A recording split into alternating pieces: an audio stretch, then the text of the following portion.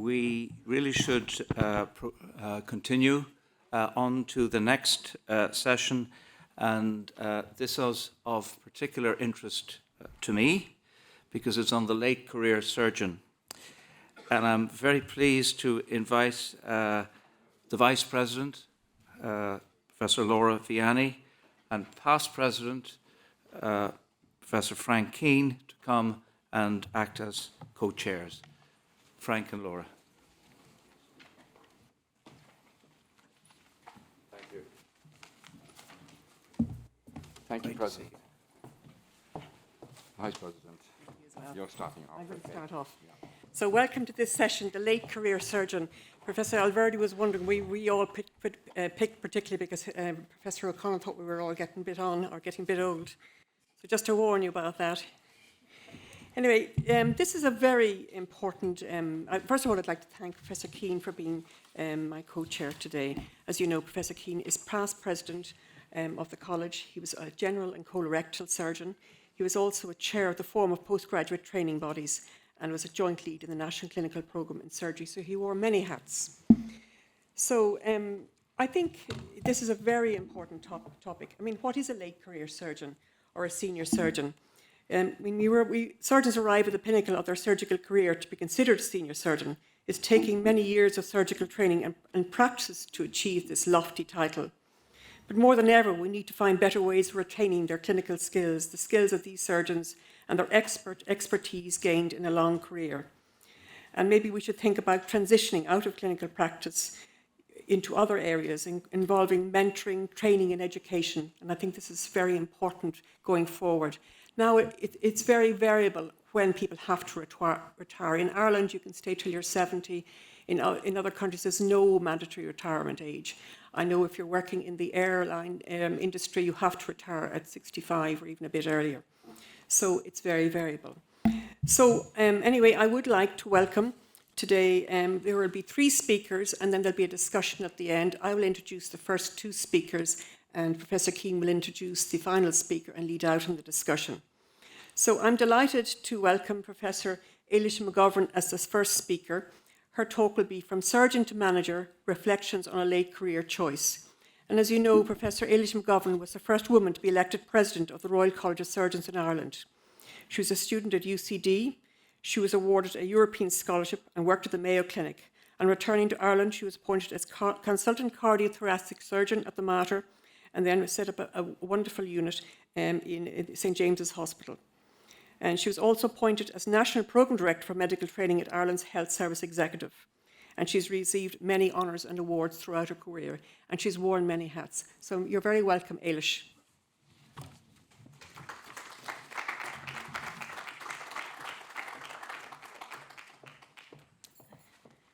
Thank you, Laura. So I was going to start by saying, first of all, I'm going to tell you my story of how I changed careers at the age of 57, but I was going to start off by saying, for those of you who don't know me, but Laura has sort of filled in the gap there. I was appointed as a cardiothoracic surgeon in 1987 when I was 32, and I was appointed as president of the college here in 2010 when I was 55. And I started to think about, during my term as president, I started to think about, well, what would I do when my presidency was finished, when I would be 57? And I realized that I really didn't want to go back to full-time clinical practice. And there were several reasons for that. One, to be perfectly honest, the challenge and the job satisfaction had dimmed considerably for me.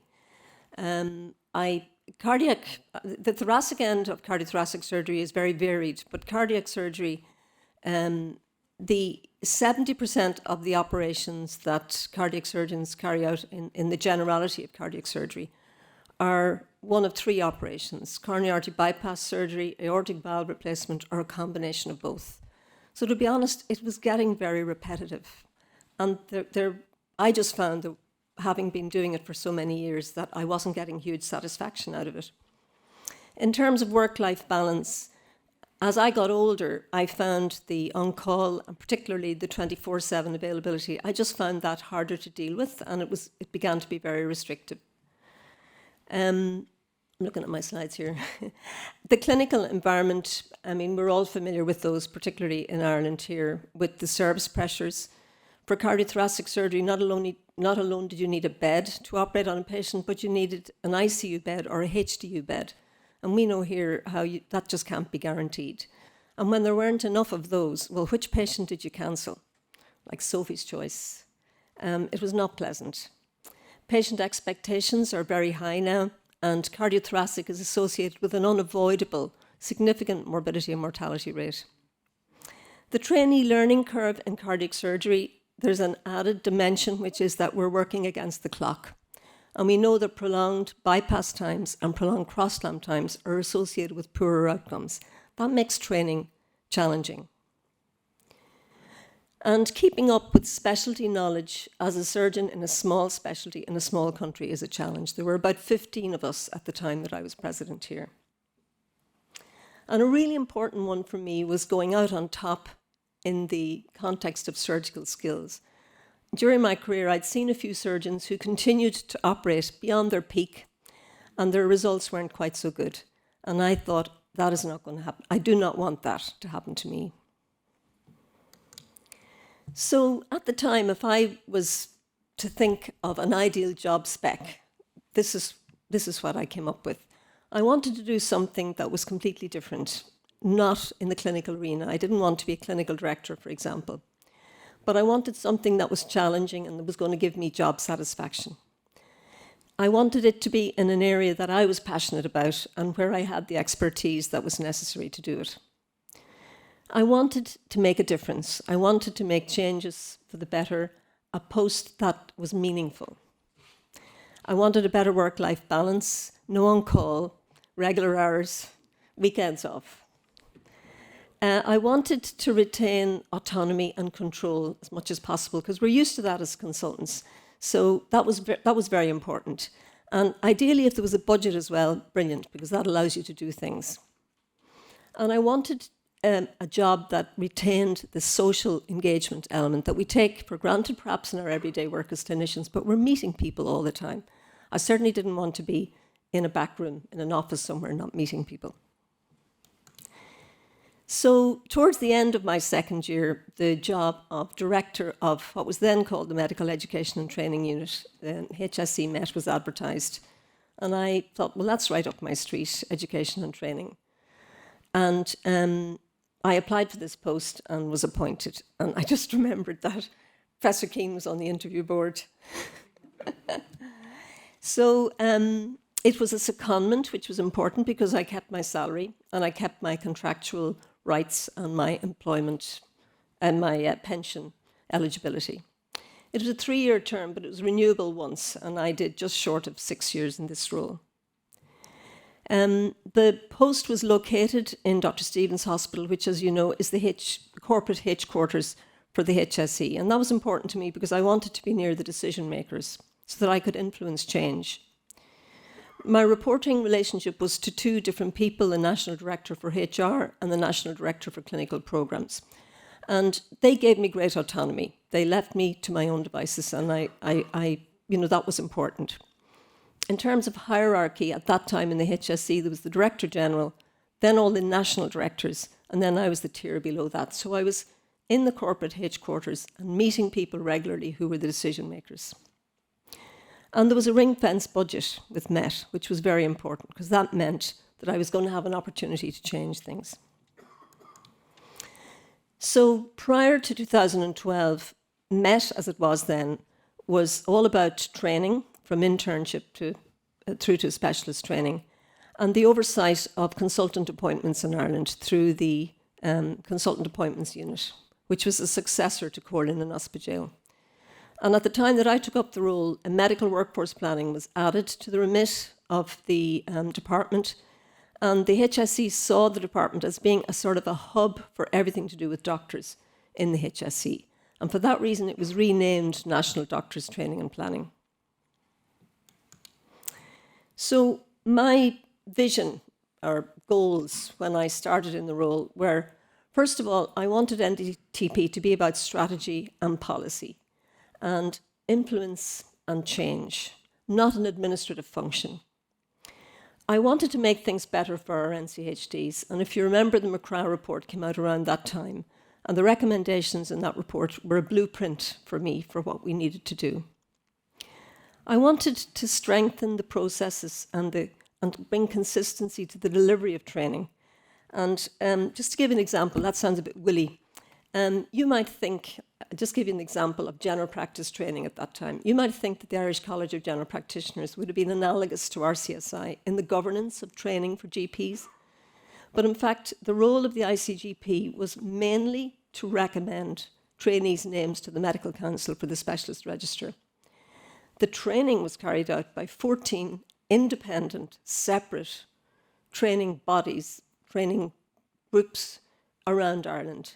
They had separate applications, separate curriculum, so the trainee experience was not uniform. So what we needed to do was to amalgamate those programs into one with a national governance and a national curriculum. And that's what I mean there by processes and consistency. I saw an opportunity for NDTP to be a data centre. We all know that data is very hard, good data. It's hard to get in the Irish Health Service, but I thought there was an opportunity to develop that. And I saw NDTP as a go-to place in the future for people who wanted accurate data about doctors in Ireland. And then I wanted to use my role at a personal level. I think that we would all agree that there are pockets of antipathy still to doctors in the health service at the management end. And I wanted to, by my behaviour and my work ethic, to try to overcome some of those barriers. So just to give you a flavour of some of the things that happened during the 6 years that I was there, we hugely increased the number of interns by more than 50%. We introduced an academic internship programme because we were hemorrhaging our best graduates to the UK, where they had a programme like this, and we managed to reverse that. And we also brought in a national intern governance structure where the 6 medical schools came together to have a national curriculum and the national standards for the intern year. With specialist training, I was very keen to address the pyramidal nature of the numbers of jobs available for our trainees. So we increased the core training, basic training numbers so that every intern had access to a core training scheme. And we also hugely increased the number of HST posts. We worked with the training bodies to eliminate gap years so that the total training journey was shortened, and encouraged the training bodies to bring in seamless training. RCSI had already started on that journey. We brought in service level agreements with the training bodies so that there were deliverables for them for the funding that they were getting from the HSE. And we introduced Post-Cscst Fellowships. These were funded one-year fellowships for trainees who couldn't go abroad or did not wish to go abroad for fellowships. And there are now 44 of these funded posts in Ireland. In other things that happened, the National Employment Record is an online portal for NCHDs that links them with hospitals. And the momentum for this came from the fact that every time a junior doctor moves from one clinical site to another, there's a huge paperwork burden that they had reported through the McCraw process was very difficult for them. So this is a portal which allows them to input all of the paperwork online, and it's in the system, so wherever they go, it can be accessed by the HR department. They really like this. We funded a lead NCHD in each clinical site, who was to be the liaison between the NCHDs and management. And we also introduced the post of National Clinical NCHD Fellow. So each year, a senior, a HST trainee spends a year in a funded post in NDTP. They spend 3 days a week learning about the corporate part of the HSE, working with us, and being a direct link with the trainees on the ground and the NCHDs on the ground. And then 2 days a week pursuing a higher degree. And all of this is recognised for the year that they take out of their programme. And then we established the IMGTI, the International 2-year training programme for graduates from other countries, recognised for training so that they could go back home and complete their training there. Most of these trainees come from Pakistan. In the medical workforce area, the first thing that we did was do some international benchmarking to see what system we could take from other countries that might work for Ireland, and we settled on the Dutch model. Data is absolutely vital, as you know, for workforce planning, and I mentioned the National Employment Record already. It's one module in a more comprehensive doctor database run by NDTP, which has records every doctor employed by the HSE from intern right through to retiring as consultant, both permanent and temporary posts. And this obviously has a day-to-day value, but from the point of view of workforce planning, it's fantastic because we can now track doctors. The unique identifier is the medical registration number. So we can now, for example, look at, say, all the doctors who got a CST in surgery in 2015, where are they now? And many of them are working in the Irish Health Service. So you can look at attrition and other things like gender, etc. Then we produced reports. So the first one was on general practice. And we selected general practice because at the time there was an acute shortage in Ireland. And we gathered the evidence to show how that shortage was going to grow the following 10 years, the implications for training, and how many more training posts were needed. And because this was evidence-based, we were able to persuade the Department of Health and the Department of Finance to give the funding for extra GP training posts. The consultant appointments process became more streamlined with an online tracking function which allows hospitals to log in and find out where their post is in the system. Applications are grouped by specialty and by programme, and now the clinical programme lead has to respond to each post to make sure that the post is consistent with the needs of the clinical programme. So after my 6 years, how did the reality live up to the job spec? Well, actually, it was just wonderful. It ticked every one of those boxes. I really enjoyed it. I got a great sense of achievement. I genuinely believe that I left training and those other areas in a better place. I know I had some difficult times with some of the training bodies during those 6 years, but I do think that it was very productive. And really, it was all down to this team that I worked with, this wonderful team in NDTP. Started off with 7 people in 2012, and there were about 18 or 19 when I finished in 2018. They were the most hardworking, committed people, talented, and I learned an enormous amount from them. And they made my everyday life just such a pleasure. This is a photograph taken at the Irish Healthcare Awards, where we won the best ICT project for the National Employment Record. The person on the left is Catherine Diskin, who was the first national NCHD fellow. And in the middle on my left there is Eddie Stadden, who was my wingman in NDTP and the senior manager there. So for me, it was a wonderful career move. I enjoyed every minute of it. And it was a very satisfying prelude to my ultimate retirement that I don't think I would have got if I had stayed in clinical practice. Thank you.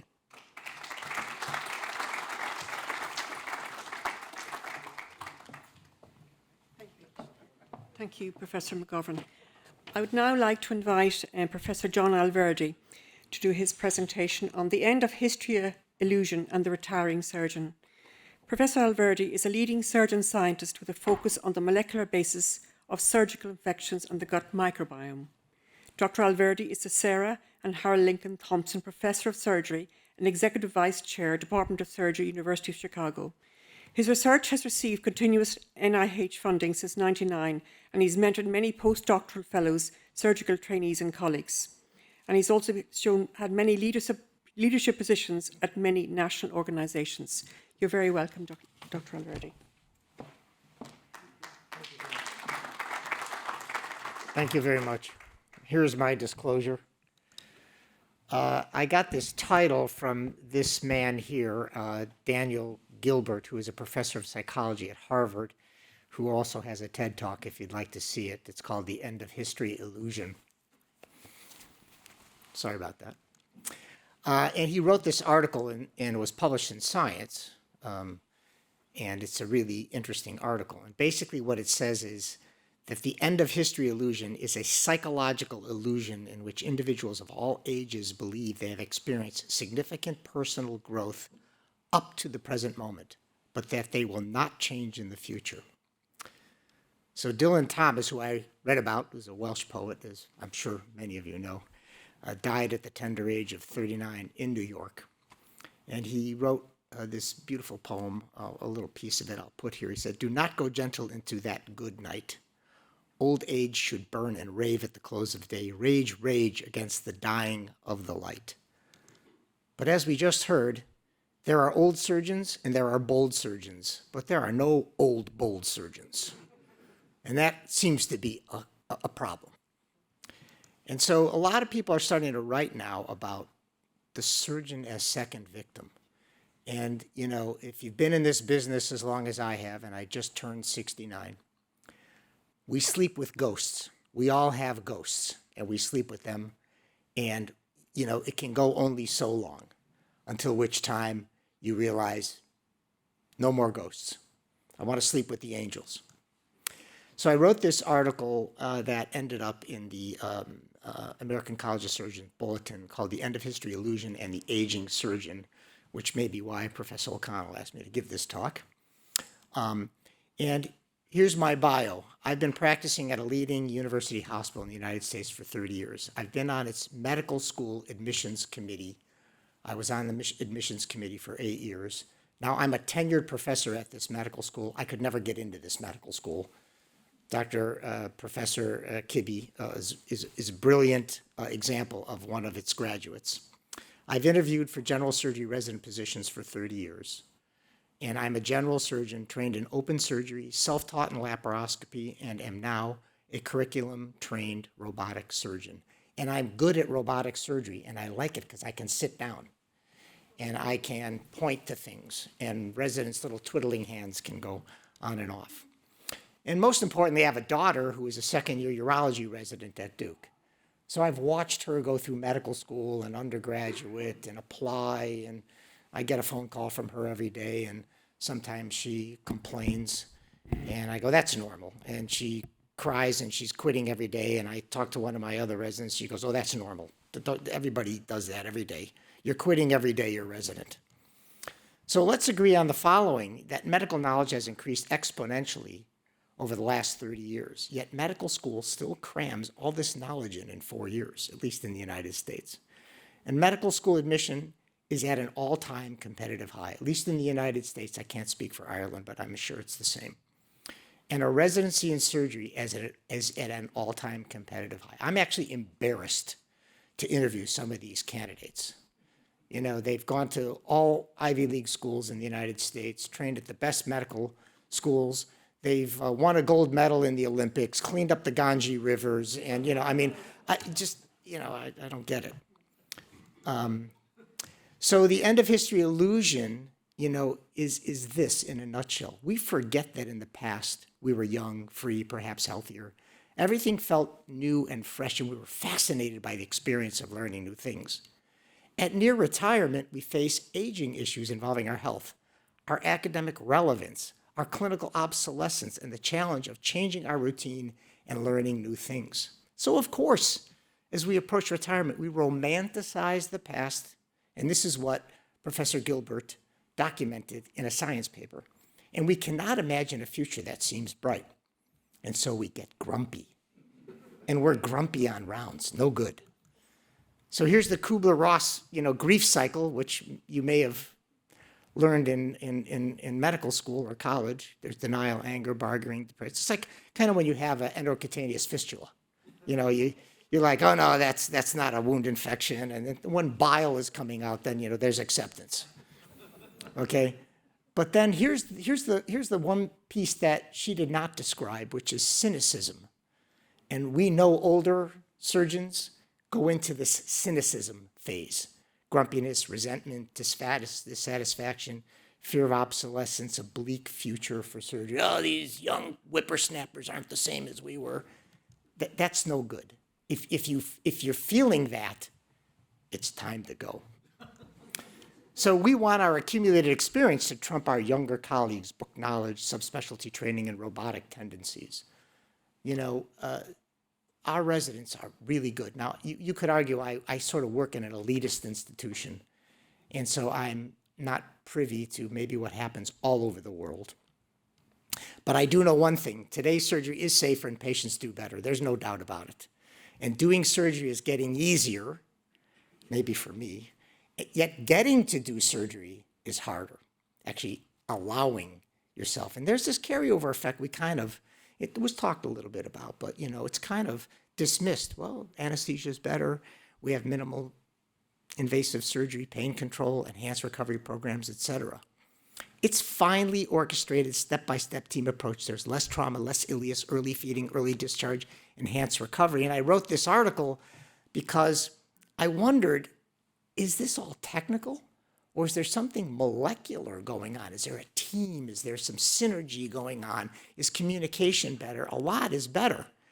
And you know, when you're getting older, you're like, the robot is totally unnecessary in surgery, said the surgeon as she, usually he, drives away in his Mercedes-Benz with lane indicators, automatic braking system, hands-free Bluetooth phone, and heated seating and temperature control. And of course, everyone loves technology until it threatens their livelihood. So my opinion is, this may be different than people my age, is our current residents are the best and the brightest. And again, I'm going through this, looking at my daughter, looking at our current trainees. They're brilliant.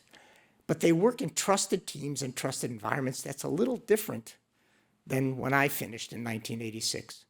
They accept that they will only do 5 to 7 operations, but do them with mastery. And they're not afraid of tractable, superior outcomes. Big Brother watching, either with the black box technology in the OR or whatever. They are encouraged to seek help, coaching, cell phones, Facebook, as a sign of strength, not weakness.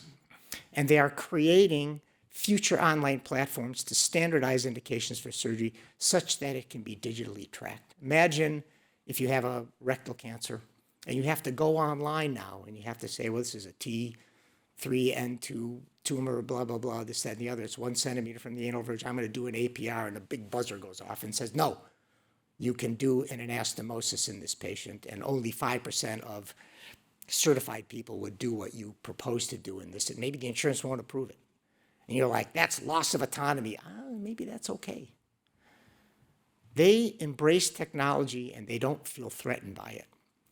And you know, Adam Smith, in this book, The Theory of Moral Sentiment, said virtue, it's not religious, it's not moral, it's just seeking excellence. And I don't see, personally, any deterioration in our current trainees.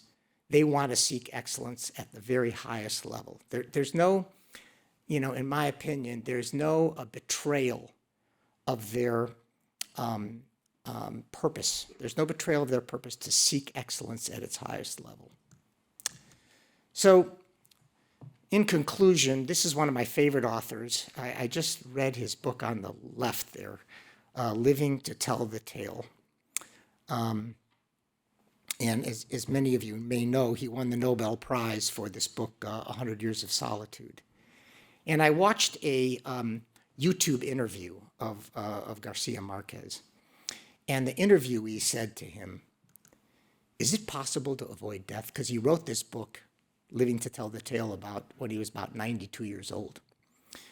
And he said, yes, it is possible to avoid death by writing, and writing. And so here are a couple of my heroes, Dr. Marco Patti, who's sitting right here, who has written and is retired from clinical but continues to work, has written 24 papers, all of which are great in these last year and a half, and continues to write meaningful work.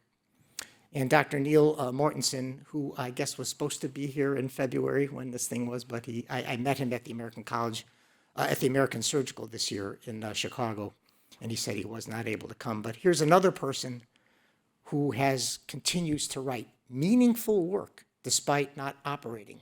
And so there are many ways to avoid our obsolescence, our clinical relevance, and it doesn't mean standing up and doing a 4-hour aortic valve replacement and worrying about how much time you're on the pump. I thank you, Dr. O'Connell, and thank you very much for this invitation, and I'd be happy to answer any questions later.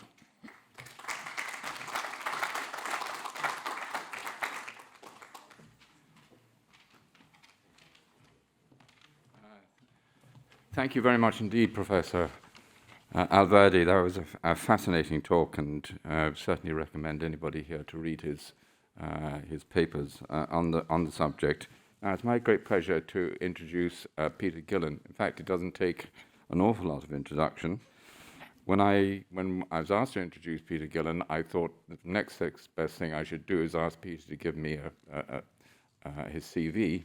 When I asked him, he said no, and I just considered that he had reached the grumpy stage of retired surgery.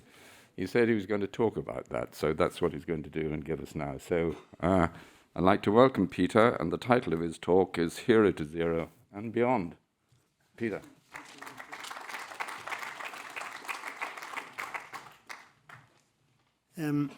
Thanks very much, everybody. And as they used to say on TV, and now for something completely different. My talk is entitled From Hero to Zero and Beyond. This is the local newspaper where I live, the Drogheda Independent. And all these headlines are from that paper. And they all feature me to a greater or larger extent. I'd like to draw your attention to the last one there, which proclaimed to the local community that I was the first ever appointed surgeon in the hospital where I worked. Now, the Drogheda Independent hits the shelves on Wednesday afternoon. On the following Saturday morning, I was on the first tee in Baltray Golf Club, about to drive off with my non-medical buddies, and halfway through my backswing, one of them behind me said, "Is it true?"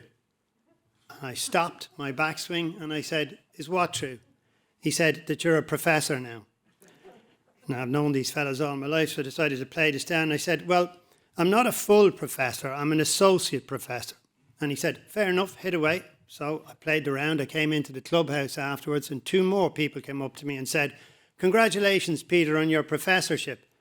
Whereupon my playing buddy behind me piped up, "Oh, he's not a real professor. He couldn't remember the word associate. He said he's only an apprentice professor." So I suppose that was my first hero to zero moment. Now, what I would like to say is that most surgeons in this country are men at the moment. That demographic is changing, thankfully. But most surgeons in their late career are certainly men. So if you'll allow me some broad, sweeping generalizations to begin with about men as they get older. The first thing that you notice about men as they get older is they stop listening altogether. Never having been very good listeners at any stage, they decide to give up on the pretense of even trying. Around about the age of 55, and Laura, that's got nothing to do with their auditory canal, all right? They replace listening by beginning to repeat themselves loudly and often. They then begin to pontificate rather than discuss, as they feel that their accumulated life experiences have given them the power to just talk about anything and anything at any stage. Clint Eastwood, the actor, advises us not to let the old man in, but actually I think it's much more important not to let the old man out, because the gentleman on your right, of course, in character is Victor Meldrew from the sitcom 1 Foot in the Grave, and he is, Professor Alverdy, the original grumpy old man. And how would you know as a late career surgeon if you were developing Victor-like tendencies? Well, if you hear yourself say to your younger consultant colleagues, "That would never have happened in my day," or the classic to your trainees, you think, "You have it tough, wait till I tell you what I had to go through." Now, in her new book, Your One Wild and Precious Life, the clinical psychologist Maureen Gaffney has defined middle age with changing demographics as from 50 to late 60s. So just think of that, late 60s, middle age. Why? Because if you make it to 60 in okay shape as a man in Ireland, you can expect to live for another 20 years on average. And if you're a woman, you can add at least another 3 more on to that. That's an awfully long time not to be a surgeon. Work is a core part of your identity and a way to measure your worth. The more central your work is to your identity, the bigger the hit to your self-esteem with retirement. You might be interested to know that self-esteem progressively declines for the 5 years prior to your retirement, bouncing back dramatically to baseline almost on the day you retire. And where it goes after that depends on two things. One, your individual circumstance, but also your own personality.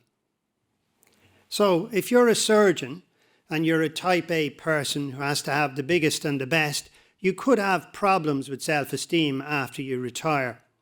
I'm reminded of a story a friend of mine told me about a colleague of his, an ex-colleague. This gentleman had spent 30 years as a consultant surgeon in one particular hospital, and he had reason to visit that hospital about 9 months after he had retired. And he described to my friend how dispiriting the experience had been. On probing, he described the following. He went into his hospital where he'd worked for over 30 years, and he stood in the main foyer, and nobody paid the slightest attention to him. People passed on his right, on his left, head down, task focused, totally wrapped up in their busy hospital lives. He made his way up to his old department, where of course by now all the junior staff had rotated through and nobody knew who he was. And you can just visualise the junior doctor, can't you, coming up to him and saying, "Can I help you, sir? You look a little lost." And of course, he was lost, though not in any geographical sense. Now, that's not going to happen to me, I hear you all say. Why? Because like the enormous crocodile in the Roald Dahl story, you've thought up secret plans and clever tricks. It helps to be a grandfather to get that one. What are your new plans? Well, when I retire, I'm going to learn a new language. Very laudable indeed, but after 20 Duolingo podcasts, when you still can't understand a word that annoying Spanish woman is saying at 100 miles an hour to a friend in the supermarket, you give up. And you decide to take up the piano. Again, never having played for 40 years, you find after an extremely expensive retuning that not even the cat will stay in the same room as you while you try to play. As a last resort, you decide to spend more time in the garden, but after you accidentally weed out your partner's newly expensive shrubs that have just been planted, you find yourself in receipt of a barring order with visiting rights strictly limited to grass cutting only. Now, at this stage, you're probably wondering why the college asked me to speak. And I suspect the college are probably asking them themselves. I took early retirement, and when I did, I continued to teach as an operative skills tutor here in the college. I'd been almost 20 years teaching here at that time. And when I did stop, I met Professor Eva Doherty from the Patient Safety and Human Factor program here in college. And Eva heard that I was hanging around street corners doing very little, and she asked me to get involved in human factor training. And that invitation opened up a whole new world for me, a world that I found as fascinating as I did challenging. I had to do a great deal of further education for myself, and I'm very grateful to Eva for all that she's taught me in this regard. And I remain a committed member of the Human Factor faculty here in college to this day. The next person that I'd like to acknowledge is Eamon Mackle, a council member here, and to my mind, one of the unsung heroes of this college, who represented at countless hours on exam committee level. He's the supervising examiner for the RCSI examination, both at home and abroad. And likewise, I've learned a great deal from Eamon about the structure and coordination of multi-station OSCE examinations. So much so that I designed a preparation course for candidates sitting the exam, which has become so successful that we've had to increase places by 50% on it recently because of the trainees' desire to gain a place. I've also developed explainer videos for examiners undertaking communication skill OSCE stations. And I'm delighted to say that this resource has just been adopted by the ICBSE, the Intercollegiate Specialty Board for Exams, the parent body comprising the London, Glasgow, Edinburgh and ourselves colleges. And I'm really proud of that. As you know, Eamon is a very hard taskmaster, and there's never a moment's respite with Eamon. He's a complete workaholic. Now, the last person you may not know is this lady. This is Winnie Ryan from Leadership, Learning and Talent Development in HR in the HSE. When the first National Patient Experience Survey was published, patients told us there were two things wrong in our hospitals. One was nutrition and the second was communication. And Winnie was single-handedly tasked with improving communication for healthcare workers. She set about cooperating with the logo you see at the bottom there, EACH. It used to be the European, it's now the International Association for Communication in Healthcare. And Winnie designed our very own National Healthcare Communication Programme. Since its inception, I've been the clinical advisor to this programme since 2018. It consists of 4 core modules of communication skills training and lots more, as you can see on this slide, besides. To date, Winnie and I have trained in excess of 300 facilitators who now deliver these modules at local hospital level. I'm also a member of EACH and a member of its subcommittee, appropriately called TEACH, which does just as it says on the tin. And every month I co-host monthly webinars with Andy Lee from the Department from the University of Leicester, where communication experts come and share their knowledge with us. Apologies, these may not be very high impact journals, and we heard so much this morning about this, but since I retired, I've published more peer-reviewed original articles and more opinion pieces than I did at any stage when I was working clinically. And as I said, although they may not be in very high impact journals, they gave me a terrific thrill to see them in print. I've delivered numerous lectures. The highlight for me was last year's Bosco O'Mahony lecture here at Charter Day, a particular treat for me as I, of course, knew Bosco personally. I've worked and collaborated with the College of Surgeons of East Central and Southern Africa, COSEXA, and helped them transition from a Viva examination to the new multi-station OSCE examination. And I did so by holding OSCE skills writing scenario workshops in Zimbabwe and Ethiopia. During the pandemic, in conjunction with Winnie Ryan and RCSI, we established 2 online modules, one for telephone communication consultations and one for video consultations, and we've also shared these with COSEXA. I collaborated with the Irish Pakistani Professional Association, delivered a webinar on communication, and following it, I was filmed in my home for what they called a short media piece. 2 days later, I received a text message to turn on to Sky News Pakistan, which I didn't think you could do in Ireland, but I did. Khalid Khan is a very good friend of mine. He texted me, and I tuned into the main evening news, Sky News Pakistan, to find myself speaking fluent Urdu.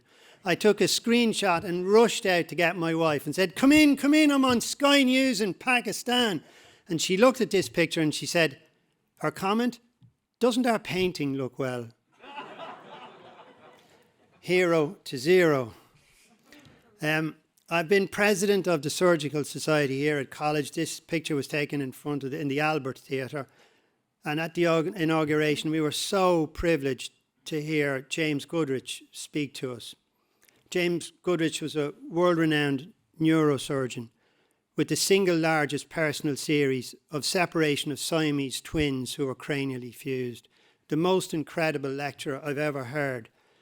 I look at this picture now and it's tinged with sadness because, unfortunately, James was taken from us by COVID-19 and the first brutal wave to hit New York City, his beloved New York City.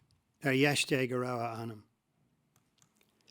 I've been a guest on 4 podcasts to date, and I'm about to become a podcast host in the autumn for the NHCP. And the first person that I've asked to come on who's agreed is Catherine Mannix, the consultant palliative care physician and international author and author of these 2 both wonderful books. And I'm so looking forward to speaking with her on a podcast. In conclusion, I'd like to pay tribute to Arthur Tanner. Sadly no longer with us. Arthur gave me the opportunity by giving me the operative skills job 100 years ago here in college, believing I could make a difference in education and training. And if you're listening up there today, Arthur, I hope you feel that I've paid back some of that. Finally, I'd like to urge all late career surgeons to resist going from hero to zero and take a leaf out of Buzz Lightyear's book and head for infinity and beyond. Thank you very much.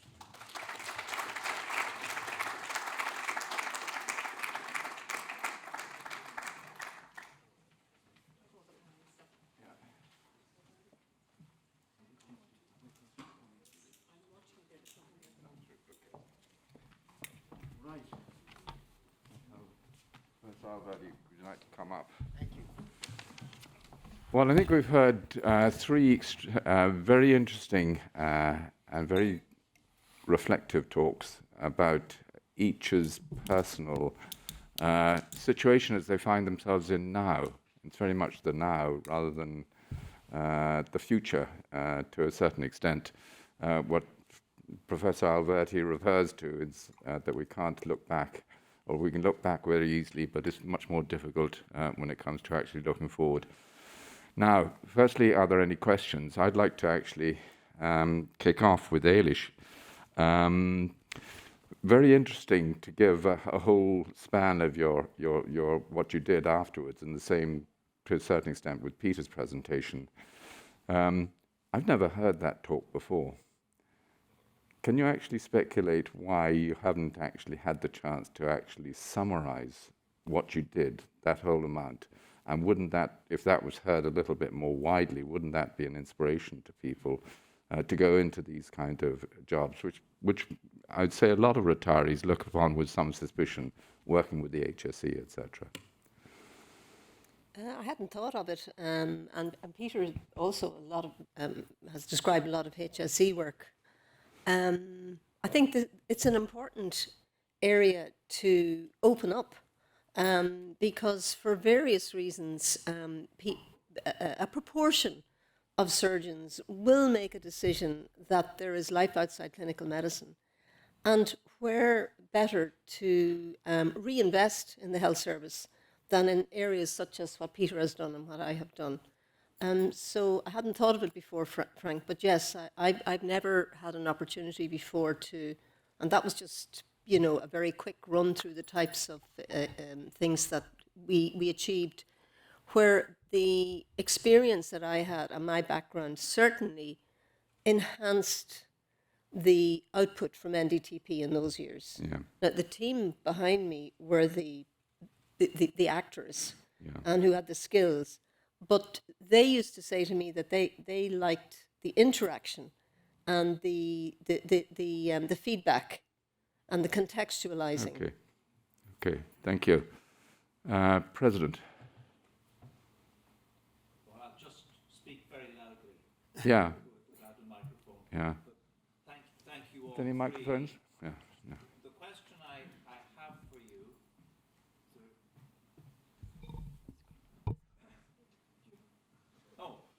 Peter can relay my message. The question I have is that none of you mentioned pursuits outside of medicine that you would have had before considering retirement. And this is, thank you. The question is, none of our speakers mentioned pursuits or interests they had outside of medicine before considering retirement. So it's a bit late to take up the piano or even gardening when sort of the joints are a bit stiff. Is this something in terms of work-life balance that we should be looking to prepare for retirement? And do you think that those who have had interests, be it mountain hiking or sailing or gardening or languages or whatever, do you think they have a less grumpy outlook? Since you were looking at me, I presume that's to me. Yeah, well, it's interesting because one of the papers that I did publish, I asked people to list 5 things they wish they'd known the day they were appointed a consultant, which is a really interesting little article. I had over 300 consultants respond. And work-life balance was the number one thing that they said that they'd gotten wrong. It was in some ways quite sad when you look back. So yes, I definitely think that outside interests, and we see that in everyday colleagues, and as well as I think Professor Alverdy as well said that some of the candidates coming through now are not just bookworms but have extensive hobbies and incredible life experiences already built in. And I think those things fortify you through a career in surgery. So, Mr. President, I would definitely agree that outside interests do sustain you, and I wouldn't put off the day to take them up. That's all I would say. Okay. Yes, Paddy Brew. Enjoyed all those thoughts. Thanks very much. I'd like to ask Professor Alverdy, do you think that American surgeons continue operating and working clinically for far too long? We have compulsory retirement here at 65, and occasionally people stay on and do a locum a year or two. But very few surgeons, either in public practice or in private practice, are still operating and still working clinically beyond the age of 68, 69. And yet, my old boss, John Cameron Hopkins, used to say to me when I'd appear, when we would be on tour with the college back at the American College of Surgeons, he'd say, "Geez, Pat," he said, "I can't believe you stopped operating before me." And he was operating up to the age of 82. Yeah. And I think I can say for myself, I think by the time you'd be mid-70s, you'd be pretty grumpy in an operating theatre if you were waiting around for things to happen, and anaesthetist taking an hour and a half to put a patient to sleep, and all that usual stuff that you put up with normally when you're at the height of your career. So I'd be interested in your view on the American system versus ours. Yeah, I don't know your system, but I can speak to ours, obviously, and I think your observations are correct. I think it is an issue of being self-aware. There's an old saying, I'm sure you've heard it, that it's fine to retire 1 year early, but not 1 day too late. And you don't want that regret on you. And also you don't want, residents, and again, it's an issue of self-awareness. You don't want residents going, "Oh, I got to operate with Alverdy. I'm doing this, I got to keep him safe. Why is he even doing this operation?" And that's an issue of being self-aware. In my opinion, and having the right chair or the right colleague to discuss it with. I don't know who I was talking with at lunch, but there's also people that put themselves in an untenable financial situation by not planning properly. Yeah. They're on spouse 2 or 3. That's a problem. I have a plastic surgeon who is older than I am, who has a 2 and a 4-year-old. Yeah. Who's an amazing surgeon, amazing, and still operating. That's pressure. I think that's a problem. Yeah, I think you're right. And I know John Cameron, I know him well, and he did Whipples at 82. I mean, it's not like he was doing hernia repairs, Do you think just one thing you said about robotic surgery, and you said how relaxing it was and pointing things out, do you think robotic surgery has a potential of extending surgeons' lifespan, if you like, if it is less stressful? Definitely. And again, I'm a self-taught laparoscopic surgeon. I was one of the first to do pretty much everything at the University of Chicago, donor nephrectomies, adrenalectomies, et cetera. I did them with the specialty surgeons and showed them how to work it. So I was very comfortable adapting to this. But if I were not a laparoscopic surgeon, I'd be like, I don't like this stuff. I got to sit here and wiggle my fingers. I got to learn how to tie knots differently. I would be resistant to it. Okay. For me, it's extremely relaxing and easy. And in fact, you can coach, talk about coaching, and maybe this is the future. One thing that's really sad is a retirement surgeon who has his or her tools and toolbox and tricks cannot continue to impart those when you're not operating. But you could if you did it in a way that was with the robot or across the internet or something. So I think that there's a treasure trove of retired surgeons who have a lot to teach this younger group, and they want to get to mastery quicker.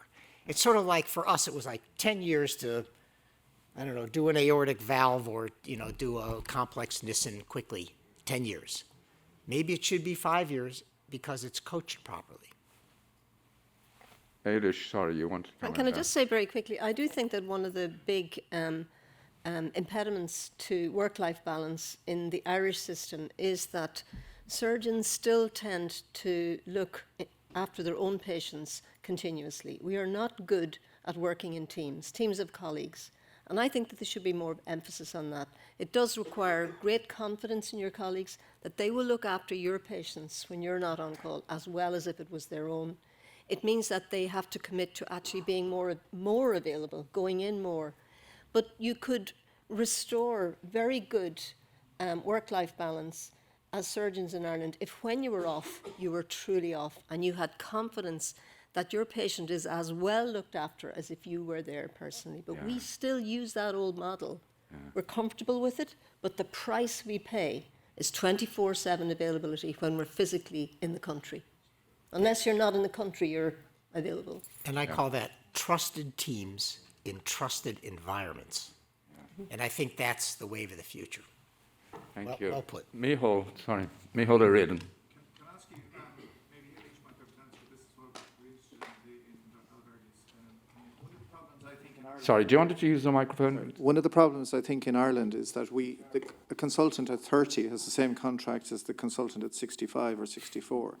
And nothing changes, whereas in fact, I think the role of a 63, 4-year-old surgeon is probably quite different to the role of a 30-year-old surgeon.